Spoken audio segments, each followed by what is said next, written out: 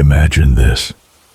You're driving home, the fog thick around you, making everything feel suffocatingly silent. You pull over, trying to shake off the eerie calm, but something in the mist doesn't feel right. You get home to find your elderly neighbor dead, a deep wound on his neck with no blood. The phone line's dead, and there's nothing you can do. But then it hits you.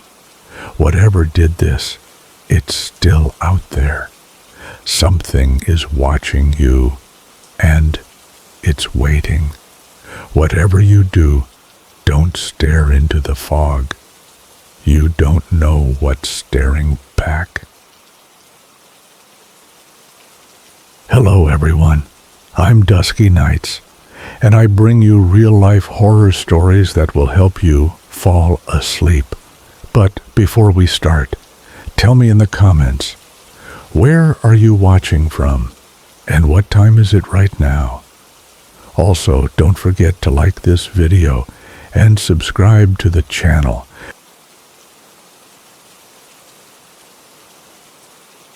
It started innocently enough. In fact, if I didn't know better, I would have chalked it all up to a series of strange coincidences. But I can't ignore it anymore. It's been 3 weeks now, and the weight of it all is suffocating. What started as an odd phone call from my mom has spiraled into something I can't explain, and it's driving me to the edge of my sanity. Let me backtrack a bit. I'm a nurse, living alone in a modest apartment. I've been on my own for 7 years, ever since I moved out after college. My mom and I talk often, sometimes multiple times a week. A phone call from her is nothing unusual, but it was the Monday morning call that threw me off. I had just started my shift at the hospital. It was busy, and I was scrambling from one patient to the next when my phone rang.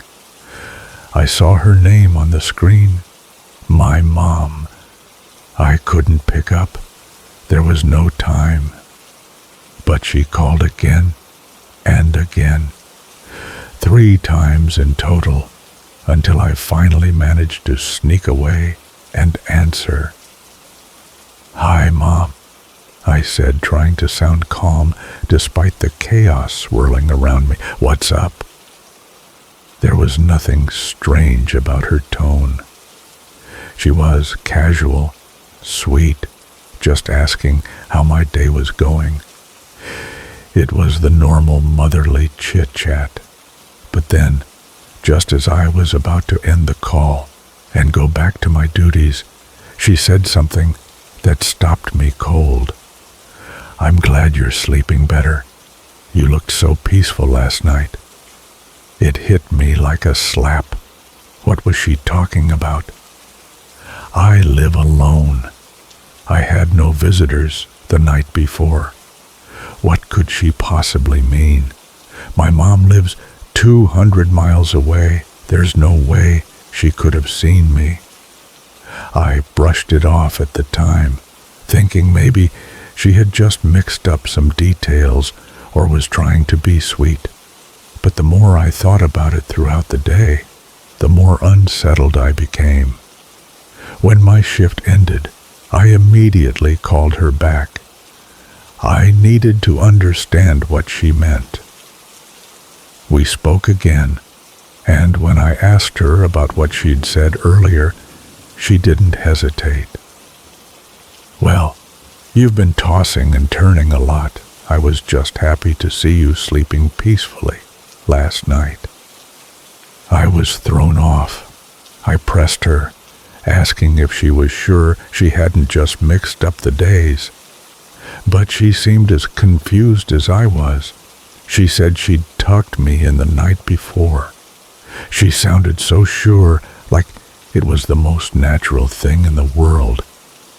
My mind raced trying to come up with an explanation. Had she come by? Maybe it was a prank or some kind of mix-up. But no, that didn't make sense. She lived too far away, and she never would have just shown up unannounced. I didn't want to argue with her. My mother isn't getting any younger, and there's a history of degenerative brain disease in our family. I worried for her, so I didn't press further. I changed the topic, and we had a pleasant conversation after that. But as soon as we hung up, I texted my brother, asking him to check on her. Maybe she was starting to show signs of something. I didn't know what to think. That night, after I returned home from work, I found myself increasingly on edge. It was the little things at first, things that didn't add up. The chair at my dining table was pulled out farther than usual, like someone had been sitting there. I could have sworn I tucked it in before I left for work. My bed, my neatly made bed, looked exactly how it had when I was a child, all crisp and perfect, just like how my mom used to make it. But I hadn't touched it. I never made the bed that morning. I'd left it in disarray when I rushed out. I called my brother again. I had no idea what was going on. Maybe Mom had come by for some reason. Maybe she was playing a prank on me. But he reassured me that she was fine. He had just had tea with her, and nothing seemed out of the ordinary. I was still left with a gnawing feeling of unease, but what could I do? It didn't stop there. Over the next few days, the oddities only grew worse. I started hearing footsteps late at night. Soft, deliberate, as though someone was walking around my apartment. Every time I got up to check, the sounds would stop, and I'd be left standing in silence, questioning whether I'd heard anything at all. Then the humming started. It was faint at first, almost imperceptible, but one night around 3 a.m., I woke up to the soft, familiar sound of a lullaby. My mom used to sing it to me when I was little, during thunderstorms or when I had bad dreams.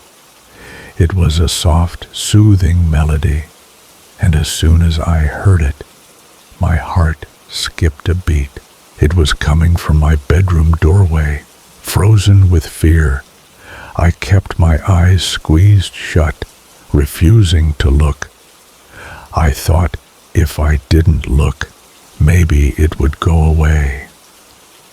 The humming continued for what felt like an eternity, and then, finally, it stopped. When I opened my eyes and turned on the light, the room was empty. But then I saw it. The closet door, which I always leave open, was now closed. My heart pounded in my chest, my breaths shallow. I quickly opened the closet, but nothing was inside. I couldn't explain it. It didn't make sense, but it felt real. The humming, the door, the eerie stillness that lingered afterward. It was as though something or someone had been in my room with me. The next day, I called my mom again. I had to know. I needed answers. But she either denied it all or answered me as if everything was perfectly normal. She rambled about her day, and by the end of the conversation, I was more confused than before. I recorded our call, thinking maybe I'd catch something, anything, that would explain the strange things happening.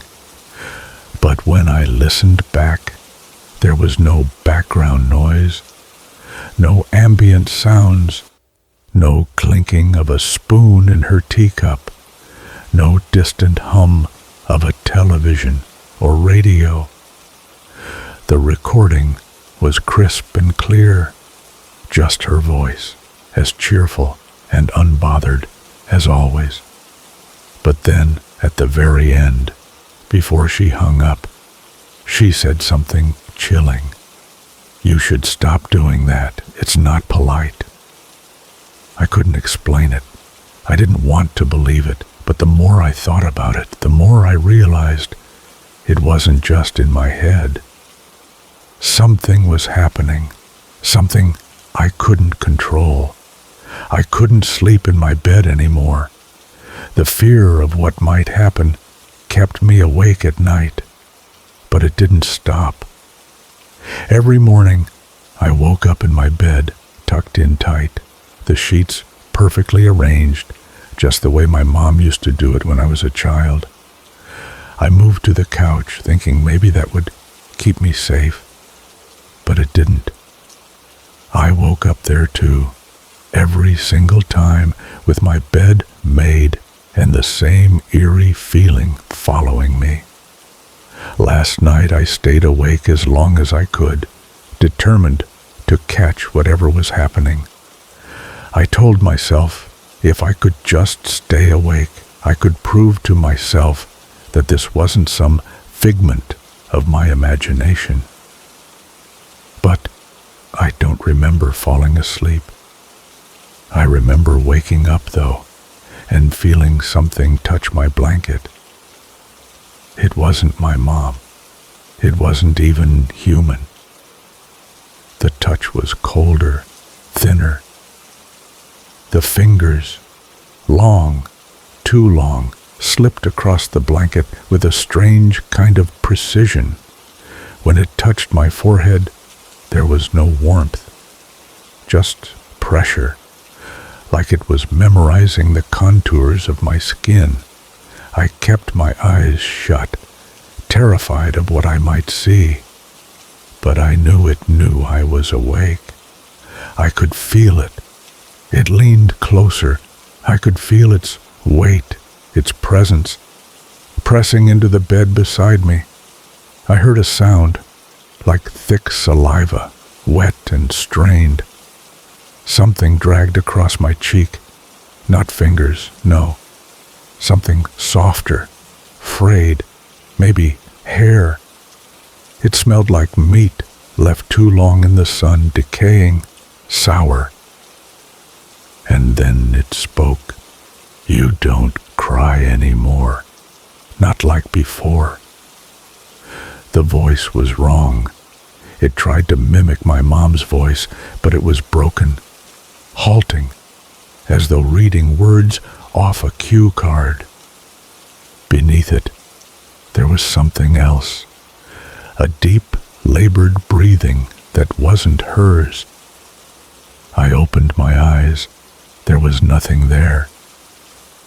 But the blankets were rising and falling beside me, as if someone or something was still lying next to me, mimicking my breathing. I looked down. The indentation in the mattress was fresh, deep. Then I noticed something else. A dark brown-red smear across my pillow. It looked like blood, but it was mixed with dirt. Something rotting, something foul. The smell hit me then in a thick, metallic stench that made my stomach turn. I turned to look in the mirror.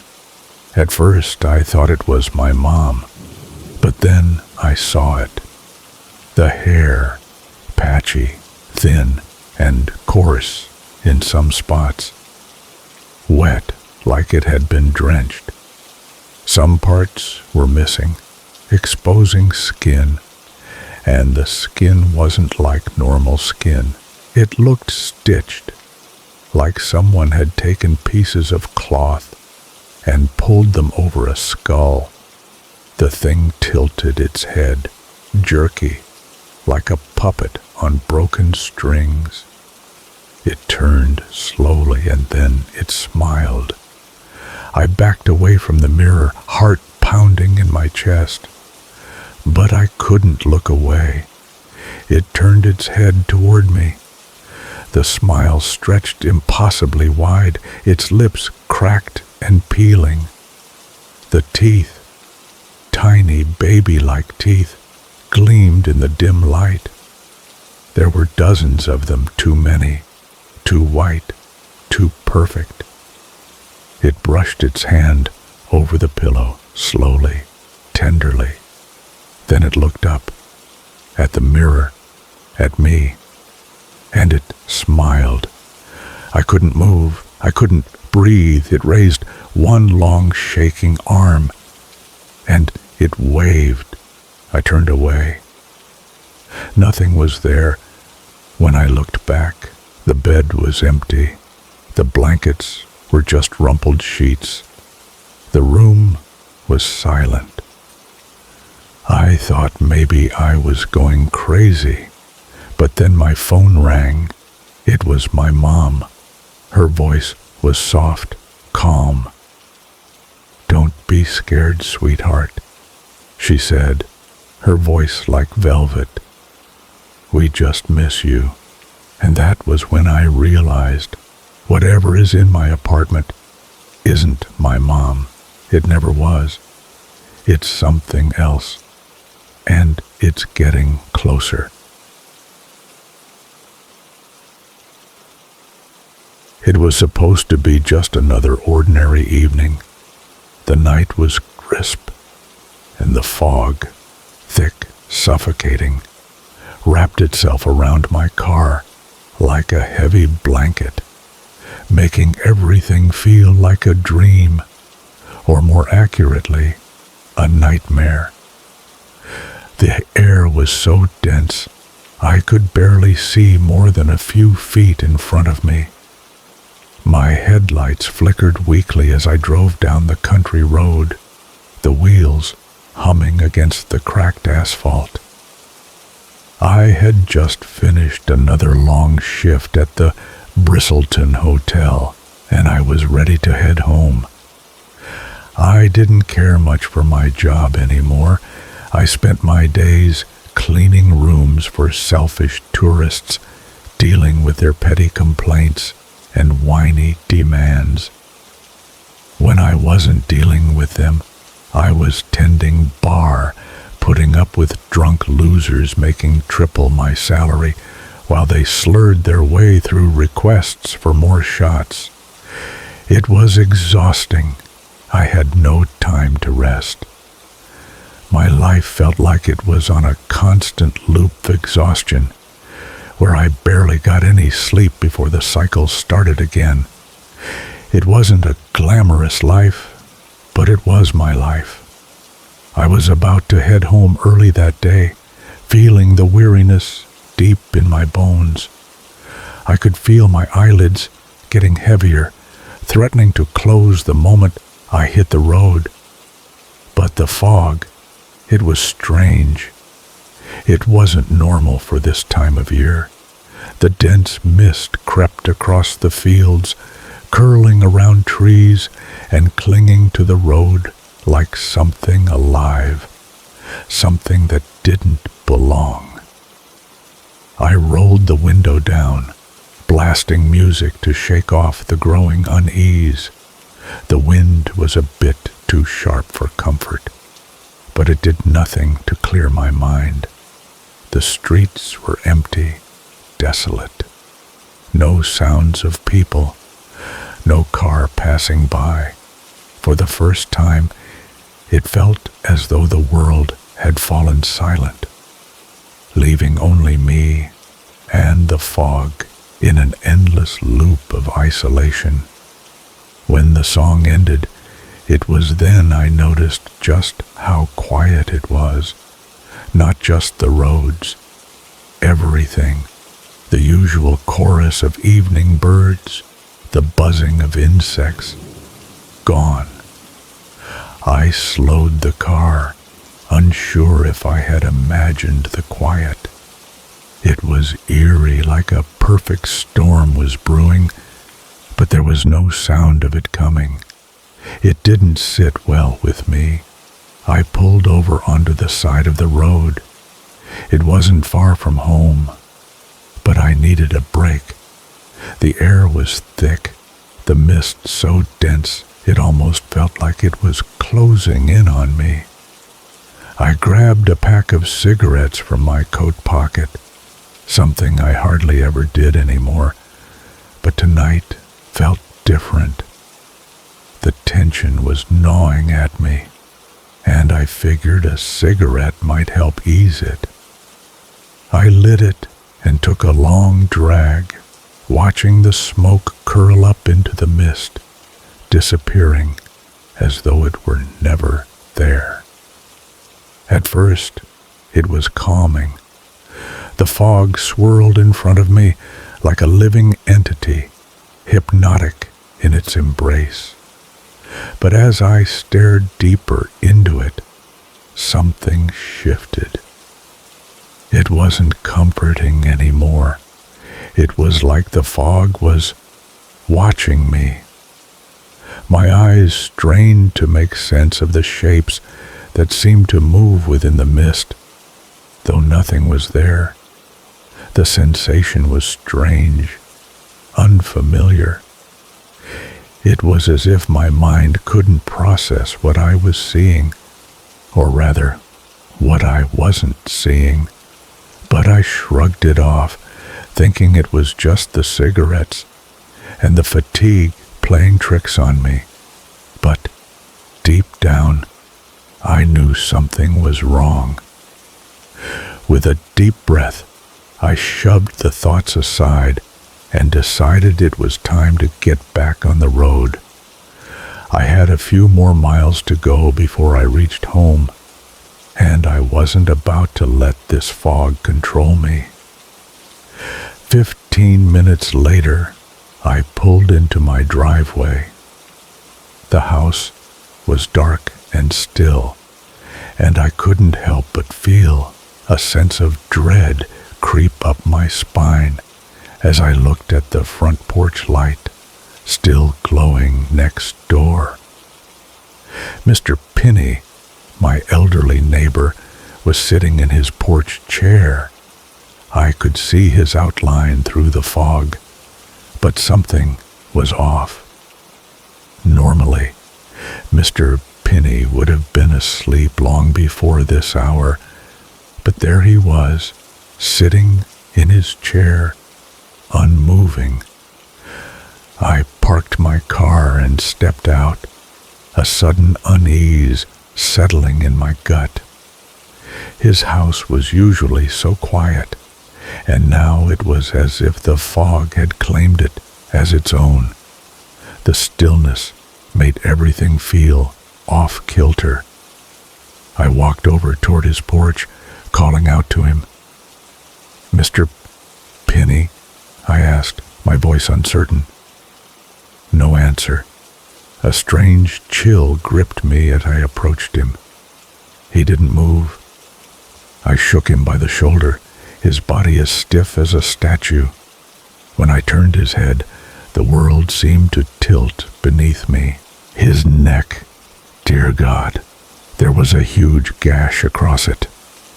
It was deep, the kind of wound that should have bled out long ago, but there was no blood. None. Not a single drop. The skin was pale, almost waxy. He sat there like a mannequin, as though life had just been drained out of him. And his dog, his loyal dog, which I could see lying lifeless in his lap, was no better. I staggered back, my hands shaking. The scene was wrong, all wrong. There was something so fundamentally off about it that I couldn't breathe, couldn't process it. I looked around. There was no sign of struggle, no blood anywhere. How could he have been killed? and there be no trace of it. And that's when the porch light flickered. Then it went out completely, leaving me standing in the dark just a few feet away from a body that shouldn't have been dead. Not like that. Panic surged in me. I turned, my heart racing, and bolted for the fence. I didn't want to touch the fog. I didn't want to know what was lurking in it. My legs carried me, fueled by fear, and I leapt over the fence with a strength I didn't know I had. I didn't dare look back. I rushed into my house, slamming the door behind me. My pulse was in my throat as I fumbled with the lock. My hands were trembling so badly I couldn't focus long enough to get the key in the door. Inside, I collapsed onto my couch, gasping for air. I couldn't understand what had happened. I couldn't explain it. My mind screamed that it was a prank, but every part of me knew that wasn't the case. Something was terribly wrong. I grabbed my phone and tried to dial 911, but the signal was dead. The connection was gone. No explanation, just error. I stared at my phone in disbelief, my hands still shaking, my breath shallow and rapid. It was as if the world had simply turned off, cutting me off from everyone, from everything. Then panic turned to anger. I tried to call my sister, anyone who could help, but the same thing. Every call ended with the same damn message: error. My stomach churned as the weight of the situation began to settle in. Whatever had happened to Mr. Pinney? Mr. Pinney, whatever had done this, it wasn't over. It was still here, watching me. I scrambled for my car keys, but then my mind screamed at me. The gun. My father had given me a Colt 1911 when I moved out. I had never really used it, never thought I'd need it. But now it seemed like the only thing that might help. I grabbed the gun, slipped it into my jacket, and started to make my way out the door. I didn't want to leave. I didn't want to know what was outside, but I had to. I needed to get out of here. The fog, the eerie silence. It was too much. Something was wrong, and I needed answers. I crept out of the house, taking care not to make any noise. I reached my car, relieved that it started. But as soon as I pressed the gas pedal, I felt it. Nothing. The car sputtered and stalled. My mind raced. I checked the fuel gauge. Empty. I couldn't believe it. My tank had been full this morning. I had barely driven anywhere. But somehow, the gas had just disappeared, like the blood from Mr. Pinney's body. And that's when it hit me. I wasn't just dealing with a crime scene. I wasn't just dealing with a random act of violence. I was dealing with something far worse. Whatever had killed Mr. Pinney, whatever had drained him of life, was still here, and it was playing a sick, twisted game with me. I've been locked in my car for hours now, typing this, hoping someone, anyone, will find it.